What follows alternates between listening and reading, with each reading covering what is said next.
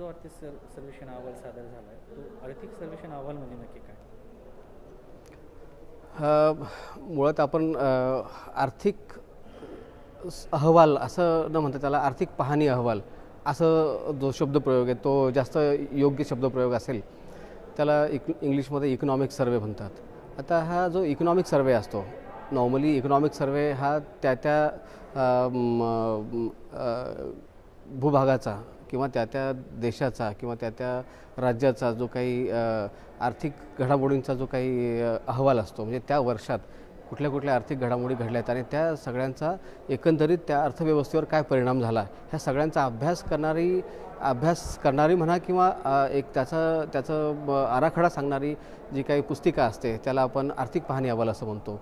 हे साधारण आता ह्या वर्षात मागच्या वर्षात 2020-21मध्ये ज्या काही आर्थिक घडामोडी घडल्या, 21-22मध्ये त्या आर्थिक घडामोडींचा अभ्यास हा आपल्या या जो काही आर्थिक पाहणी अहवाल आज संसदेमध्ये मांडला गेला त्या आर्थिक पाहणी अहवालामध्ये नमूद केलेलं आहे. आता ह्यामध्ये प्रामुख्याने काय असतं, प्रामुख्याने याचे 5-6 डायमेन्शन्स आपण बघूयात. एक मुख्य डायमेन्शन असतो तो म्हणजे की ओव्हरऑल देशाची आर्थिक स्थिती कशी आहे, मग त्याच्यामध्ये सरकारची आर्थिक स्थिती कशी आहे, ह्या 2 भाग आहेत. मग देशाची आर्थिक स्थिती म्हणजे काय, तर देशामध्ये जे काही विविध क्षेत्र आहेत त्या विविध क्षेत्रांमध्ये काय नेमकं घडलं आहे आणि त्या विविध क्षेत्रांचा काय परिणाम आला आहे किंवा येणे अपेक्षित आहे, ह्या सगळ्यांचा जो काही आराखडा आहे तो त्यात मांडला जातो. दुसरा म्हणजे गव्हर्नमेंटने जे इनिशिएटिव्स घेतले किंवा गव्हर्नमेंटच्या योजना असतील, गव्हर्नमेंटचं बजेटच्या थ्रू जे काही खर्च केला गेला किंवा इन्फ्रास्ट्रक्चर थ्रू जो काही खर्च केला गेला त्या सगळ्यांचा एकत्रित अभ्यास हा मागच्या वर्षीच्या सगळ्या अहवालामध्ये केला जातो. दुसरं अजून एक डायमेन्शन त्याला असा असतो, एक बाजू अशी असते की जे आंतरराष्ट्रीय क्षेत्र आहे ज्यामध्ये आपण इंटरनॅशनल ट्रेड म्हणतो, आंतरराष्ट्रीय व्यापार म्हणतो, तर आंतरराष्ट्रीय व्यापारामध्ये भारताची नेमकी कशी घोडदौड राहिलेली आहे, तिथे काय आपण केलेलं आहे. अजून दुसरा एक भाग असतो बँकिंग आणि फायनान्स सेक्टरमध्ये काय घडलं आहे किंवा त्यानंतर अजून एक भाग असतो तो म्हणजे भाववाढ, त्याला इन्फ्लेशन असं म्हणतो आपण. नेमकं भाववाढीच्या बाबतीत काय घडलेलं आहे, तर ह्या सगळ्या आणि अजून एक महत्त्वाचा डायमेन्शन जो असतो तो म्हणजे रोजगार निर्मिती. तर ह्या सगळ्या डायमेन्शनचा एकत्रित, ह्या सगळ्या बाजूंचा एकत्रित जी मांडणी केली होती त्या पुस्तकाला त्या सर्वेला आर्थिक पाहणी अहवाल असं म्हणतात. आर्थिक पाहणी अहवालाचा उपयोग काय असतो? मुद्दा हा आहे की आर्थिक पाहणी अहवालामध्ये 2 गोष्टी साध्य करण्याची अपेक्षा असते. एक महत्त्वाचा मुद्दा असतो की जनतेसमोर गव्हर्नमेंटने काय काय केलं आहे आणि ओव्हरऑल अर्थव्यवस्थेमध्ये नेमके काय बदल घडलेत आणि त्याचा काय परिणाम झाला, हे ज्याचे मुख्य स्टेक होल्डर म्हणजे कोण, तर जनता आहे. तर जनतेच्या समोर हे सगळं गेलं पाहिजेत. मग जनतेच्या समोर घेऊन जाताना ते सर्वात पहिले जनतेचे जे काही लोकप्रतिनिधी आहेत ते आहेत खासदार, सगळे आपले जे काही लोकसभेचे सभासद आहेत त्या सगळ्यांच्या समोर तो मांडला जातो आणि तिथून तो मग देशाच्या समोर ऑटोमॅटिक दिला जातो. म्हणजेच काय, तो पहिला उद्देश हाच आहे की ह्या सगळ्या याच्यामध्ये सरकार किती अयशस्वी झाले किंवा काय चॅलेंजेस सरकारला आलेत हे सगळं जनतेसमोर मांडणं, हा त्याचा एक भाग असतो. दुसरा एक भाग असतो सरकारसाठी सुद्धा हा एक मोठा होमवर्क असतो, कारण येणाऱ्या बजेटमध्ये याच्या पार्श्वभूमीवर काय बदल करायचे आहेत आणि त्यानंतर पुढची जी काही सरकारची रणनीती असेल आर्थिक बाबतीची ती ठरवण्यासाठी सरकारला ह्या आर्थिक अहवालाचा फायदा होतो. दुसरा अजून एक उद्देश असतो की जे काही अजून स्टेक होल्डर्स असतात, मग जसे की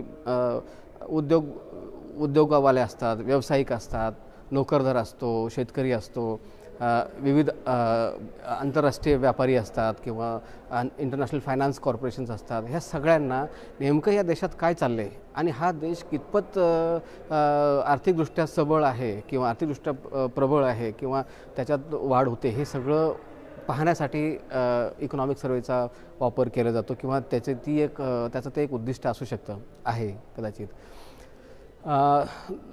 दुसरा महत्त्वाचा भाग असतो की राज्य सरकारं असतील किंवा इतर जे काही त्याचे अजून त्याचे जे काही भागधारक असतील त्या सगळ्यांनासुद्धा ह्यातून एक डायरेक्शन मिळत असते की एकंदरीत आपले जे आर्थिक घडामोड आहेत ते नेमकी कोणत्या दिशेने चालली आहे आणि आपण नेमकं आपल्या देशामध्ये काय घडतं आहे ह्याचा सगळ्यांचा त्यांना एक अंदाज आलेला असतो. तर हा मुख्य उद्देश आहे. म्हणजे ह्या सर्वांच्या दृष्टीने आर्थिक अहवाल खूप महत्त्वाचा असतो. आता उद्या जे बजेट येणार आहे त्या बजेटच्या पूर्वसंध्येलाच हा का मांडला जातो असा एक प्रश्न बऱ्याचदा तुम्ही विचारू शकता. तर हा बजेटचा जो काही पुढचा भाग आहे, बजेट बेसिकली काय असतं तर पुढच्या वर्षी म्हणजे काय तर 22-23मध्ये गव्हर्नमेंट नेमकं किती पैसे जमा गव्हर्नमेंटकडे होऊ शकणार आहेत आणि त्याच्या आधारावरती गव्हर्नमेंट किती खर्च करणार आहे. साधारण मागच्या वर्षीच्या म्हणजे टेंटेटिव्ह मला एक्झॅक्ट फिगर माहीत नाही, पण 35 लाख कोटीचा आपला अर्थसंकल्प होता. तर 35 लाख कोटीचा अर्थसंकल्प म्हणजे काय तर तेवढं इन्कम गव्हर्नमेंटचं असतं आणि ते गव्हर्नमेंट खर्च करतं वेगवेगळ्या योजनांवरती आणि वेगवेगळ्या सेक्टर्सवरती. याच्यामध्ये एक गॅप असतो, त्याला आपण आर्थिक तूट असं म्हणतो, फिस्कल डिफिसिट. हे आर्थिक तूट म्हणजे काय की गव्हर्नमेंटचं उत्पन्न समजा 100 रुपये आहे, बरोबर आहे, पण गव्हर्नमेंटने 105 रुपये खर्च केले. म्हणजे काय तर गव्हर्नमेंटकडे 100 रुपये आहे, ते 5 रुपये आणायचे कुठून तर ते 5 रुपये वेगवेगळ्या मार्गाने ते गव्हर्नमेंट उभं करत असतं. मग ते त्याला इनडायरेक्टली आपण कर्ज घेणे असं म्हणू आपण. तर गव्हर्नमेंट कर्ज स्वरूपात ते उभं करत असतं. मग ते RBIकडनं गव्हर्नमेंट लोन घेतं किंवा मग इंटरनॅशनल काही एजन्सीज तिकडनं लोन घेऊ शकतं किंवा डिसइन्व्हेस्टमेंटचा जो एक प्रकार आहे की सरकारी जी यंत्रणा असते, सरकारी जी काही कंपन्या असतात त्यांच्या थ्रू त्यांचे शेअर्स प्रायव्हेटला देऊन त्यातून काही पैसे उभे केले जातात. म्हणजे ह्या सगळ्या म्हणजे भांडवली आणि महसुली अशा दोन्ही बाजूंनी तो पैसा उभा केला जातो ती डिफिसिट भरून काढण्यासाठी. तर हा एक त्यातला डायमेन्शन आपल्याला आपल्या प्रेक्षकांना सांगता येईल. एक महत्त्वाचा मुद्दा आहे यंदाच्या आर्थिक संकल्प जो अहवाल आहे, आर्थिक पाहणी अहवालामध्ये त्यामध्ये काय नक्की दिसतंय आपल्याला आणि हो, इंडियन इकॉनॉमी समोरची चॅलेंज कोणती आहे? राईट. आता हा तुम्ही खूप महत्त्वाचा प्रश्न विचारला आहे. खरं तर येणाऱ्या काळात आता नेमकं भारताचे अर्थव्यवस्थेची दिशा काय असली पाहिजेत ह्या सगळ्यांचा बेस आपल्याला आर्थिक पाहणी अहवालात भेटू शकतो. खरं तर चॅलेंजच्या अगोदर आपण इकॉनॉमिक सर्वे नेमकं त्यातले हायलाईट्स आपण आपल्या सगळ्या प्रेक्षकांना सांगूया. यातली सगळ्यात मोठी हायलाईट ही आहे की ह्या 2021-22 या आर्थिक वर्षामध्ये भारताच्या GDPचा जो काही वृद्धी दर असणार आहे म्हणजे ग्रोथ रेट असणार आहे तो 9.2% एवढा असणार आहे. आता 9.2% असणार आहे म्हणजे काय तर आपण जर मागच्या 3 वर्षाचा विचार केला तर मागच्या 2000 म्हणजे 19-20, 20-21 आणि 21-22 ह्याचा विचार केला तर 20-21 ह्या वर्षात आपला जो वृद्धी दर होता हा 0पेक्षाही खाली गेला होता. म्हणजे हा -25%, -20% अशा त्या क्वार्टर्समध्ये तो फिरत होता. आज सेकंड वेव्हच्या मध्ये जेव्हा गव्हर्नमेंटने सगळं इज आऊट केलं त्यावेळेला मात्र याची रिकव्हरी दिसायला लागली आहे आणि ती रिकव्हरी आता बऱ्यापैकी चांगली दिसते. या वर्षात जे दिसतं आहे 2021-22मध्ये मात्र 9. पूर्वी उणे सगळं चालत होतं, आता हे प्लसमध्ये आपण आलो आहे आणि प्लसमध्ये सुद्धा 9.2% आपण गेलो आहे. तर हे एक सकारात्मक घडामोड आपल्याला म्हणता येईल. म्हणजे अर्थव्यवस्थेच्या दृष्टीने हे आपल्याला एक सकारात्मक चित्र दिसतं आहे याच्यामधून. हा त्यातला महत्त्वाचा भाग आहे. आता याच्यात कुठल्या सेक्टर्समध्ये काय काय घडलं आहे याचं आपल्याला डिटेलमध्ये जर सांगायचं झालं तर त्याला बराच वेळ लागेल, पण त्यातले प्रामुख्याने मी सांगतो की जे महत्त्वाचे 3 घटक असतात इकॉनॉमीचे ते म्हणजे कृषी क्षेत्र, उद्योग क्षेत्र आणि सेवा क्षेत्र. तर कृषी क्षेत्राने आपल्याला संपूर्ण ह्या सगळ्या लॉकडाऊनच्या काळामध्ये कोविडच्या काळामध्ये आपल्याला साथ दिलेली आहे. ते असं एकमेव क्षेत्र आहे की जे आपलं निरंतर आणि कंटिन्युअसली कन्सिस्टंटली त्याची वाढ दिसत आहे. मागच्या वर्षीच्या तुलनेमध्ये यावर्षी कृषी क्षेत्राची वाढ जास्त आहे. म्हणजे मागच्या वर्षी ती 3.6% होती, ती आता 3.9 म्हणजे जवळपास 4% आहे. आता हे 4% जरी असलं तरी आपल्याला माहिती आहे की भारत हा कृषीप्रधान देश आहे. इथे साधारण 55-60% लोक हे ग्रामीण भागात राहतात. ह्या सगळ्या लोकांचं प्रत्यक्ष अप्रत्यक्ष शेतीवरती अवलंबून असतात. त्यामुळे हे 4% ग्रोथ रेट हा त्या लोकांचं उत्पन्न वाढवणारा असतो, ग्रामीण भागातल्या लोकांना सपोर्ट देणारा असतो. त्यामुळे ग्रामीण अर्थव्यवस्था मजबूत राहिली हा त्याच्यातला गर्भित अर्थ आहे. दुसरा भाग आहे उद्योग क्षेत्र. आता उद्योग क्षेत्रामध्ये सगळ्यात जास्त इम्पॅक्ट आपल्याला लॉकडाऊनमध्ये दिसला. आणि तो लॉकडाऊनमधला इम्पॅक्ट जो आहे तो कारण त्यावेळेला लेबर सगळे त्यांच्या घरी गेलेली होती, त्यामुळे कुठेही लेबर्स उपलब्ध नव्हते, कुठलेही इकॉनॉमिक ॲक्टिव्हिटीज चालू नव्हत्या, मॅन्युफॅक्चरिंग असो की कुठले असो. त्यामुळे सगळ्यात जास्त त्या सेक्टरला धक्का लागलेला आहे. आज त्याचा विचार केला तर ते सेक्टरसुद्धा आता बऱ्यापैकी वर आलेलं आहे आणि त्या सेक्टरमध्ये साधारण 12% आसपास ग्रोथ रेट दिसतो आहे. म्हणजे आज जर विचार केला तर भारतीय अर्थव्यवस्थेला तारणारं क्षेत्र म्हणून आपण त्याला म्हणू शकतो की इतकं त्यांनी आपल्याला सपोर्ट केला आहे. कारण तिथे परत लोक उद्योगाकडे आलीत, परत त्यांच्या कामावर परत आलीत आणि त्यातून आर्थिक घडामोडी घडताना दिसत आहेत. आता तिसरं जे क्षेत्र आहे ते म्हणजे सेवा क्षेत्र आहे. सेवा क्षेत्राचा सुद्धा वृद्धिदर हा खूप जास्त डीप झाला होता. उलट मी असं म्हणेल की सगळ्यात जास्त जर इम्पॅक्ट ह्या सगळ्या कोविडच्या वेव्हचा आला असेल तर तो सेवा क्षेत्रावरती आला आहे. सेवा क्षेत्र म्हणजे हॉटेल, टुरिझम, बँकिंग, इन्शुरन्स वगैरे ह्या ज्या सेवेचं क्षेत्र असतात हे सगळ्यात जास्त कॉन्ट्रीब्युशन GDPमध्ये करत असतं. साधारण 60 ते 65% कॉन्ट्रीब्युशन म्हणजे 100 रुपयाचा GDP असेल त्यातले 60-65 रुपये हे साधारण सेवा क्षेत्राचे असतात आणि उर्वरित मग आपले कृषी आणि उद्योग ह्या 2 क्षेत्रांचे असतात. असा सगळा तो मुद्दा आहे.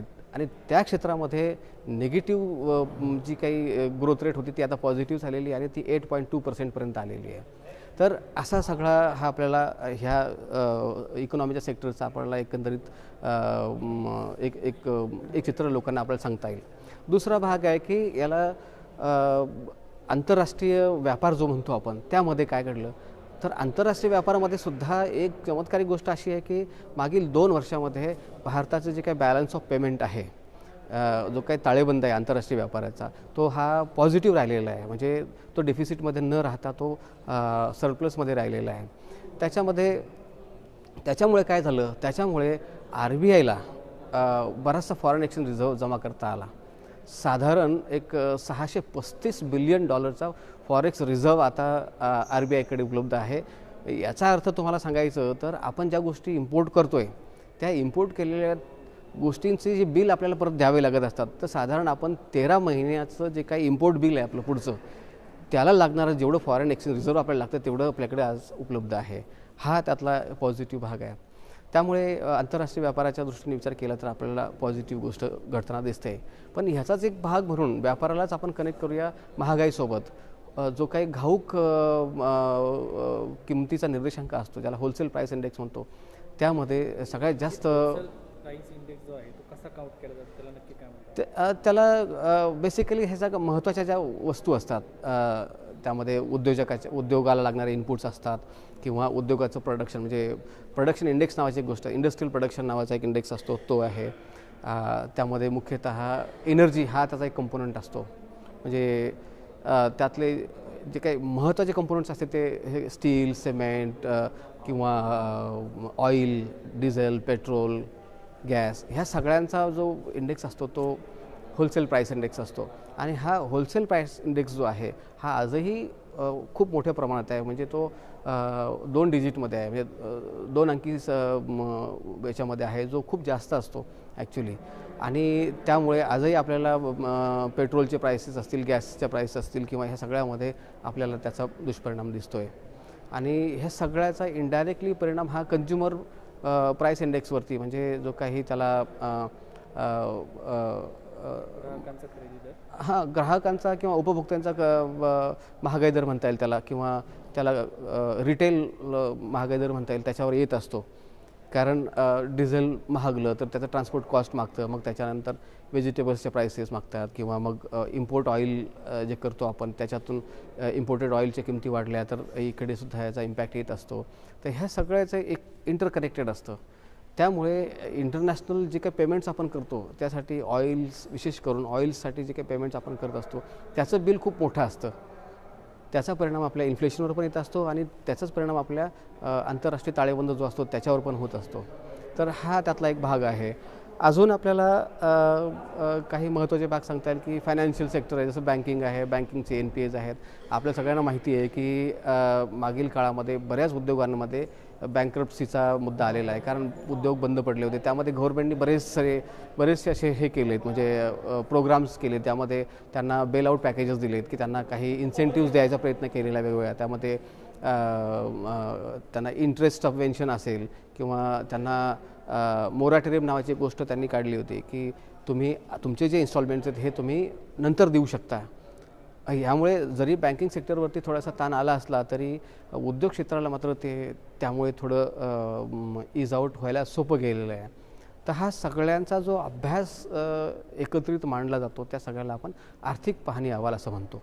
आता एक शेवटचा प्रश्न आणि शेवटची गोष्ट सांगून मी थांबतो, ती म्हणजे ह्या आर्थिक पाहणी अहवालाचा उद्याच्या जो काही बजेट म्हणजे ज्याला काय म्हणतो आपण अर्थसंकल्प आहे, हा अर्थसंकल्प सादर होण्याच्या दृष्टीने हा जो इकॉनॉमिक सर्वे किंवा आर्थिक पाहणी अहवाल असतो हा खूप महत्त्वाचा असतो. कारण इकॉनॉमिक सर्वे हा या वर्षीचा असतो आणि बजेट हे पुढच्या वर्षीचं असतं. म्हणजे बजेटमध्ये नेमकं काय घडतं आहे ह्या सगळ्याचा बेस त्या उद्याच्या बजेटला असतो. म्हणजे इथे ज्या ज्या गोष्टी सरकारकडे गेलेल्या आहेत आणि सरकारला त्यातून कळालेलं आहे, लर्निंग झालेलं आहे, त्यातून काय रिफॉर्म्स घ्यायच्या आहेत किंवा काय त्या सुधारणा करायच्या आहेत आणि आपल्या इकॉनॉमीला कोणत्या दिशेने घेऊन जायचं आहे ह्या सगळ्याचा बेस हा इकॉनॉमिक सर्वेमध्ये ठरलेला असतो. त्यामुळे आणि कदाचित त्यासाठीच हा इकॉनॉमिक सर्वे हा आर्थिक पाहणी अहवाल अगोदरच्या दिवशी मांडून पुढच्या दिवशी बजेट मांडलं जातं. तर आपण बघूया की आजच्या आर्थिक पाहणी अहवालाचा आणि उद्याच्या बजेटचा काय संबंध येतो आहे आणि कशाप्रकारे ते सांगितलं जातं पुढील भागामध्ये.